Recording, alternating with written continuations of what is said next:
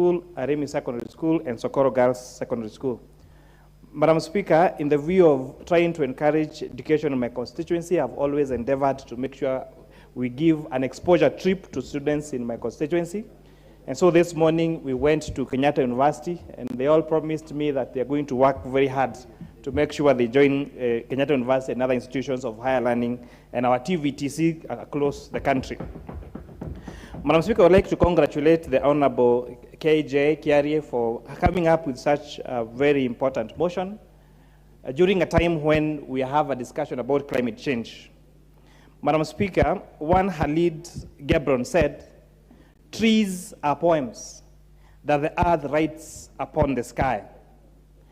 And Kuria Kimani would like to add, and when the trees write these beautiful poems to the sky becomes kind and gives us rains. Not too much rains as to destroy our land, but enough to grow our food. When you plant these trees, the sky rewards us by giving us wind.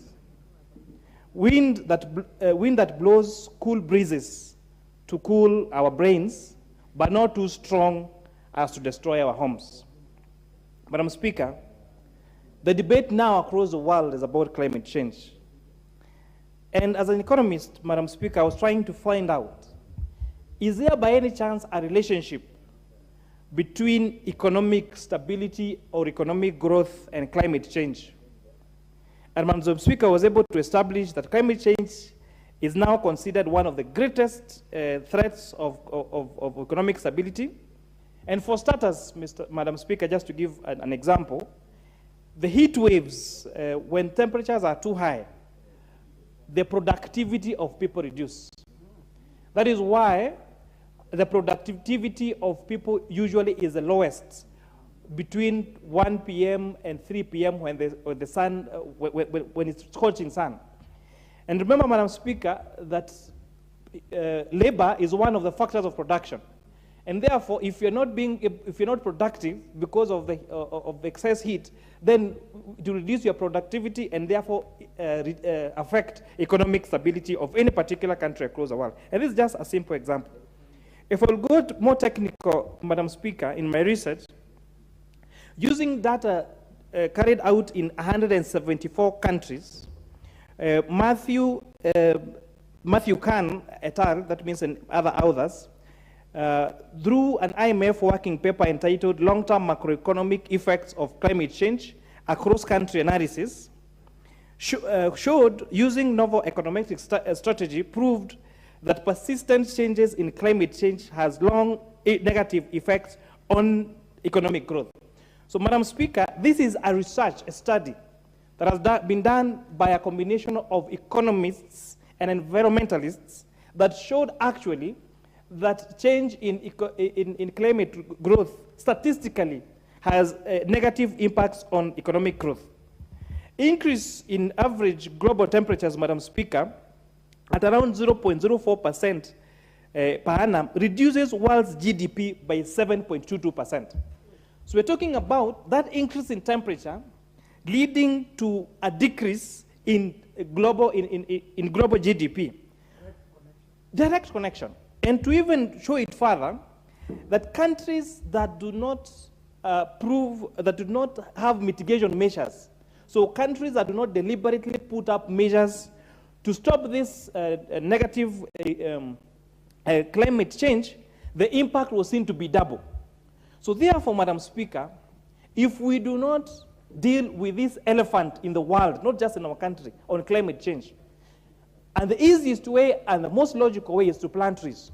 But Madam Speaker, why are we planting these trees? And it's at a time when we are competing, land is competing against many other economic activities, be it housing, one of the agendas of Kenya Kwanza government, be it farming for food, because that's not tree planting. So in a space where we are competing against this land as one of the factors of production, and we have a lot of land in our highways, then this motion by Honorable KJ cannot come in at any more particular handy time than right now.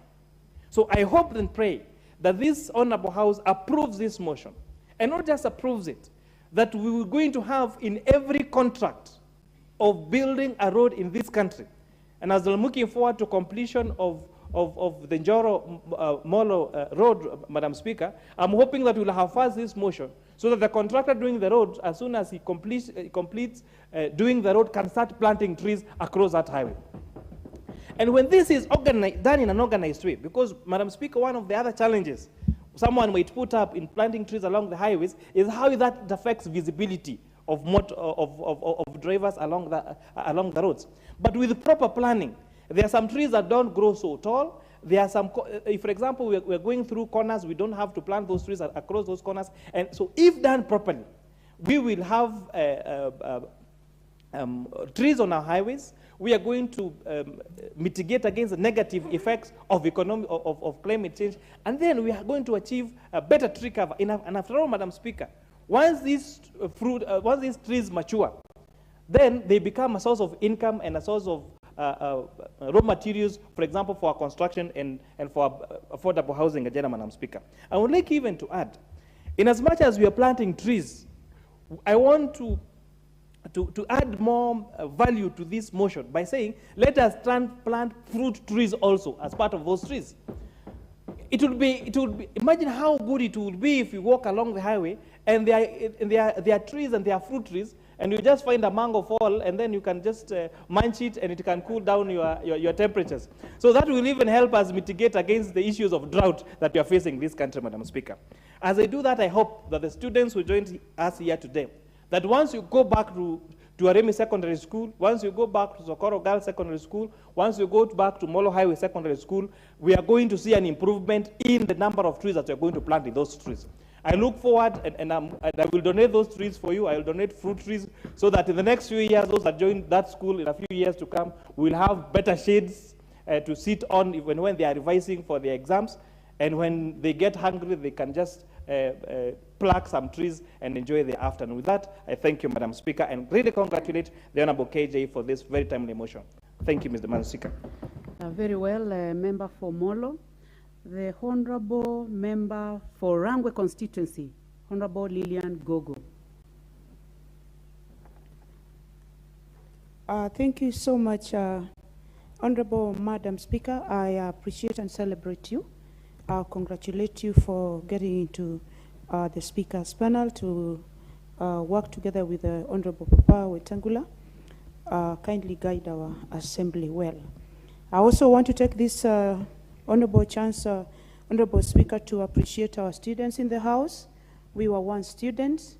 We sat in seats like you, and we have been like you.